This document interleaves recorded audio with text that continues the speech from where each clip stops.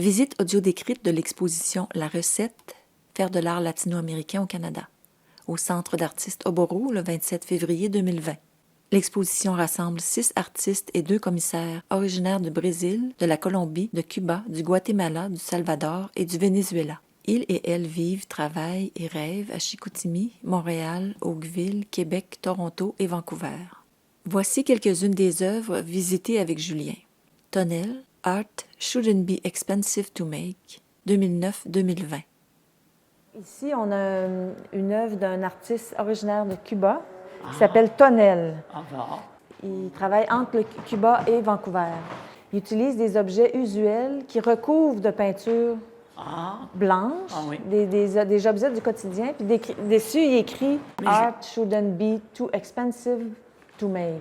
Il y a une espèce de pot de peinture recouvert en blanc. Il y a un disque vinyle, un vinyle recouvert sur une tablette. Là. Il y a une bouteille de jus. Ensuite, il y a une brique. Ensuite, il y a une balle de baseball. L'arme ne devait pas être chère à faire. À faire, oui, c'est ça, oui.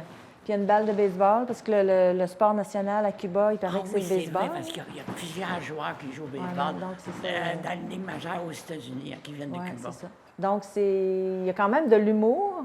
Oui. Puis, en recouvrant aussi les œuvres de blanc, je trouve que ça donne comme une uniformité. Oui. Au lieu d'avoir des objets séparés. Mais on reconnaît toujours les objets, là, le pot de peinture, le disque, le pot Parce que lui, son but, c'est pas qu'on les cache, qu'on les reconnaisse pas. C'est pas ça. Un peu, mais la peinture blanche. Oui. Puis vous, les couleurs, est-ce que ça... Vous vous souvenez, si je dis blanc, oui. Est-ce que... Oui? Oui. Oui. Par exemple, je me souviens que j'avais des difficultés quand je voyais, jusqu'à l'âge de 15 ans, avec le vert, des verts et des bleus. Hein. Des fois, je disais que c'était vert, ma mère, je ne sais pas, vert, c'est des bleus, ou vice-versa. Alexandra Gélis, Doing and Undoing, Poems from Within, 2020. Là, on va rentrer dans une plus petite pièce. Sur 2 murs, il y a des grandes projections vidéo. Ah bon? C'est une artiste qui a travaillé avec sa mère en vidéo, qui l'a filmé. Sa mère a souffert de cancer. Donc, c'est des fragments de récits des récidives, de la maladie, de la guérison. Elle perd ses cheveux. Le déroulement de son cancer. Oui, c'est ça. On la voit en train de se faire raser les cheveux. Elle a demandé aux gens de lui donner des cheveux. Donc, elle a récolté plein de cheveux qu'elle a tressés, qu'elle a colorés aussi.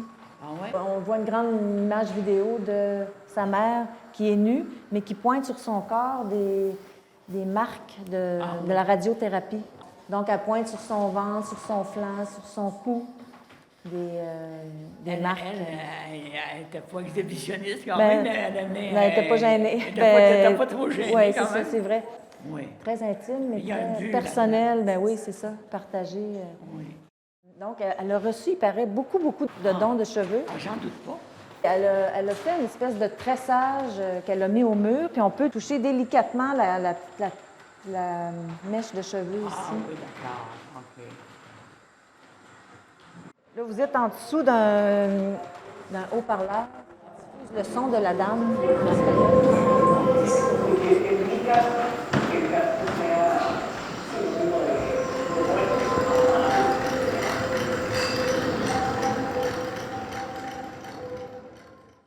Puis dans le fond de la pièce, il y a beaucoup de bobines de films de couleurs différentes, vraiment comme un arc-en-ciel de couleurs.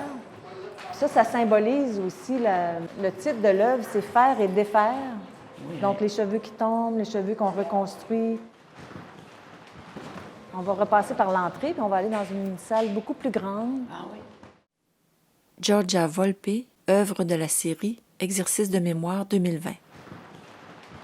Il y a une artiste qui travaille avec des objets qui font référence à la technologie désuète. Donc, elle a travaillé, entre autres, avec des cassettes audio. Vous devez vous souvenir de ça, des cassettes audio. Donc, là, on s'avance vers une œuvre qui est par terre, qui forme comme une espèce de long serpent qui fait à peu près 10 pieds, faite avec des cassettes audio mis de bout à bout. Ah bon! Qui, je peux vous le dessiner sur la main, là, qui serpente comme ça. C'est des évolutions de la technique d'enregistrement. Oui, oui. Donc, avec un objet, l'audiocassette, elle a formé 3 sculptures. Donc, le serpent ici, qui ondulent par terre. On peut effleurer les cassettes si vous voulez avancer. Puis là, on peut l'effleurer. C'est toutes des idées qu'il faut bien avoir avant, on pense. Ben oui, mais c'est comme un détournement oui. de l'objet de la cassette pour faire... Une réutilisation. Réutilisation, oui. On va aller plus loin. Là, elle a utilisé ensuite les boîtiers des cassettes. Ah oui, oui, oui. Qu'elle a installés au mur comme une espèce d'escalier là, qui monte jusqu'à... C'est une personne qui vit à Montréal. Georgia Volpe. Elle enseigne à Québec. À Québec. À Laval, vous êtes à l'Université Laval. Là, ici aussi, on peut effleurer les boîtiers. Ah oui. Mm-hmm. Ça capte la lumière, là, ça reflète sur le mur, oui. ça reflète... Autant des cassettes, j'avais des lecteurs de cassettes. J'envoyais des livres que je voulais lire. Ah oui? Dans les prisons américaines. Il y avait des prisonniers, des gens qui étaient là pour... ils me lisaient les livres. Quelle sorte de livres? Des romans? Ou... Non. Non? Non, c'était plutôt des livres plutôt techniques. Là, le troisième objet de Georgia, il y a les rubans aussi. Là, elle a retiré tous les rubans de chaque cassette. Ah oui? Une centaine de cassettes. Là. Puis à l'entrée de la galerie, on va aller voir. Elle a travaillé là-dessus. Elle a tout installé ça sur une corde qui pend du plafond. Ah. Vous pouvez pouvoir aussi la toucher. Une grosse corde. Ah oui, oui, oui, oui, oui. Les rubans sont enroulés autour de la corde. Okay. Ah, c'est les anneaux de la cassette. Bien, écoutez, moi, quand j'avais ça, là, des fois, la cassette cassait, puis ça me fâchait, je ne savais plus quoi faire. Là, je la recolle, tu sais. Frances Cordero de Bolaños, Invasion 1 et 2, 2014. Là, ici, on est devant une œuvre de Frances, elle qui vient du Salvador, puis elle habite en Ontario, à Oakville. Ah bon? Elle a fait des grosses formes en feutre, en laine, qui sont suspendues du plafond, qui sont un peu rondes, mais une forme ronde allongée, un peu plus gros que nos têtes. C'est plusieurs boules qui sont suspendues, puis sont reliées par des fils de laine. Ah bon? Je peux vous en faire toucher une. On a fait quasiment une exposition de recyclage. Oui, bien oui. Comme recycler des choses, des matériaux. Donc là, ici, une boule en feuille. C'est comme beige, mais il y a des nervures de couleur dedans. Ah bon? Puis on peut aussi sentir derrière vous. C'est juste au-dessus de votre tête, là. Oui, j'ai fait avec ma tête. Si vous levez le nez un peu, là. Oui. Est-ce que vous sentez? Oui, oui. Mm-hmm. Ça sent le romarin et le camphre. Ça ne fait pas trop quoi, là, mais... Oui, romarin. Donc, pour elle, c'est une forme très, très douce et esthétique, mais en même temps, ça représente des tumeurs. Parce qu'elle a souffert d'un cancer. Oui. Puis donc, ça représente... C'est comme une allégorie des tumeurs, c'est comme une symbolique de tumeurs. Donc, en même temps, c'est très beau, mais c'est attirant. Mais là, il y a une menace un peu qui plane. Si on pense à ce que ça représente, en tout cas, pouvait, en tout cas. Oui, c'est ça. Roméo Gongora, Liquid Immersion, Jordanie, 2010. Une autre œuvre de Roméo, lui qui travaille aussi à Montréal, lui est allé en Jordanie pendant 3 semaines pour vivre à la manière d'un berger. Pendant 3 semaines. Donc, il a vécu avec un berger, parmi les moutons. Des troupeaux de moutons. Les troupeaux de moutons. Il a revêtu la grande robe, le foulard aussi. Il voulait vivre cette expérience. Oui, c'est ça. Donc, là, par terre, on a un grand tapis comme tressé en paille. Oui.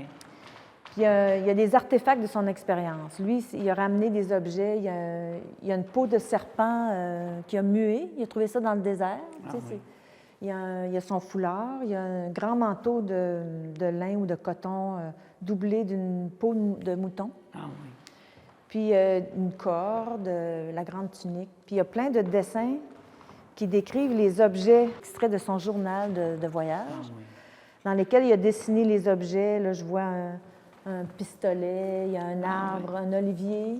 Puis il a écrit aussi, probablement en arabe. Il y a des mots qu'il a appris là-bas. Vous savez, au Maroc, il y a des ânes dans les villes. Hein? Des ânes dans les villes. Des ânes, oui. Un âne. Ça fait drôle parce que tu as la circulation des voitures. Ça fait des belles voitures qui passent, puis une âne qui transporte des choses, tu sais. Transporter, Oui, c'est non, un mais véhicule, ah oui, c'est son une véhicule. remorque un peu? C'est ça, comme son camion, c'est cette âne-là, tu sais. C'est parce que c'est considéré qu'un âne, ça coûte moins cher qu'un cheval, par exemple. Ah, OK, Ou, ça se peut. Ou qu'une voiture, j'imagine. ouais, c'est ça. Donc, sur le mur aussi, on le voit en vidéo, qui, Ah bon. puis là, il est en train de faire un feu dans le désert, là, avec des broussailles. C'est très, très aride comme paysage, là. Ciel bleu, mais paysage quand même aride. Mais il est toujours accompagné du berger, là, puis des moutons. Ouais. Ouais, donc On voit les moutons. oui, on les a vus. On les a vus. Puis on voit... Participants, Julien Pelletier. Caméra Eric Bent. Son Philippe Bignol-Harris. Remerciements, Tamar Tembec, Daniel Tenvin, Sonia Mladenova, Chloé Roland, Carlos Barra. Réalisation, Claudette Lemay, 2020.